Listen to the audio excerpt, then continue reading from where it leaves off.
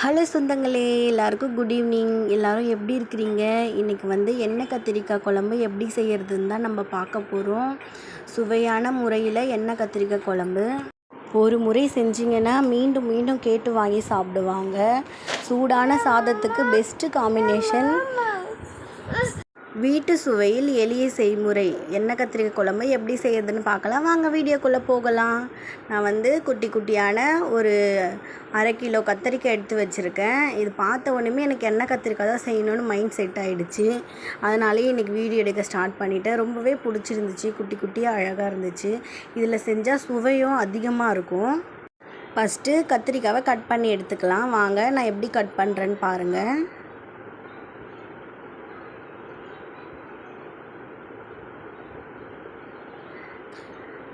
நாலு பக்கம் அப்படியே பீஸாக போட்டு எடுத்துக்கணும்.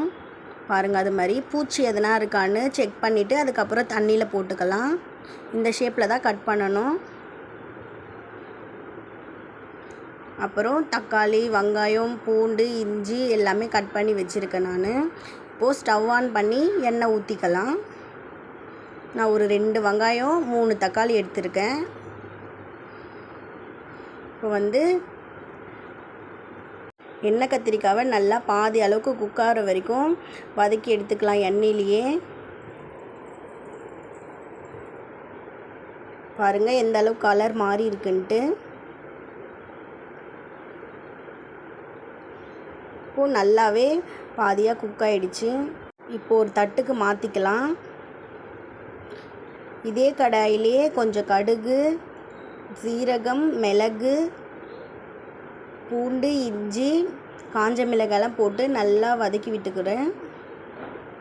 அப்புறம் 2 வெங்காயம் கட் பண்ணி வச்சுருக்கேன்ல, அதையும் போட்டு நல்லா வதக்கி விட்டுக்கிறேன்.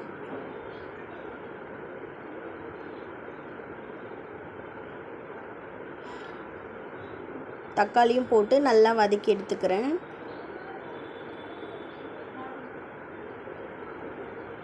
சோம்பு போட மறந்துட்டேன். 1 ஸ்பூன் சோம்பு போட்டு நல்லா வதக்கிக்கணும். ஸ்டார்டிங்லேயே போட்டிருக்கணும், நான் மறந்துட்டேன். இப்போ போட்டுக்கிறேன்.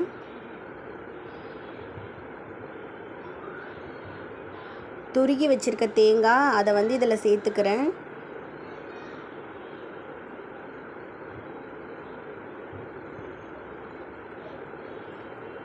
நல்லா கிளறி விட்டுக்கணும். இப்போது நல்லா ஸ்டவ் ஆஃப் பண்ணிக்கலாம். வதக்கி வச்ச வெங்காய தக்காளியை சூடாறின பிறகு ஒரு மிக்சர் ஜாருக்கு மாற்றி நல்லா ஃபைன் பேஸ்ட்டாக அரைச்சி எடுத்துக்கணும். இப்போ பாருங்கள், நான் அரைச்சி எடுத்துட்டேன். அதே கடாயில் கொஞ்சமாக எண்ணெய் ஊற்றிக்கணும். தேவையான அளவு 1 ஸ்பூன் கடுகு சேர்த்துக்கிறேன்.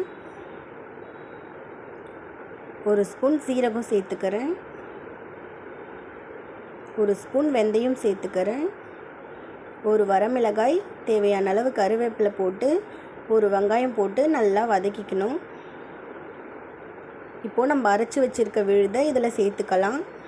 2 ஸ்பூன் மிளகாய் தூள் போட்டுக்கிறேன் காரத்துக்கு ஏற்ப. நல்லா கிளறி விட்டுக்கணும். தேவையான அளவு சால்ட் சேர்த்துக்கிறேன். இப்போது ஒரு பெரிய சைஸ் அளவுக்கு புளி எடுத்து, லெமன் சைஸ் அளவுக்கு புளி எடுத்து கரைச்சி அந்த தண்ணியை ஊற்றிக்கிறேன். தேவையான அளவு தண்ணி ஊற்றிக்கலாம். இந்த அளவுக்கு கொதித்ததுக்கப்புறம் நம்ம வதக்கி வச்சுருக்க கத்திரிக்காவை இதில் சேர்த்துக்கலாம். லோ ஃப்ளேம்லேயே 10 நிமிஷம் வைக்கணும். அதுக்கப்புறம் சூப்பரான எண்ணெய் கத்திரிக்காய் குழம்பு ரெடி ஆகிடும்.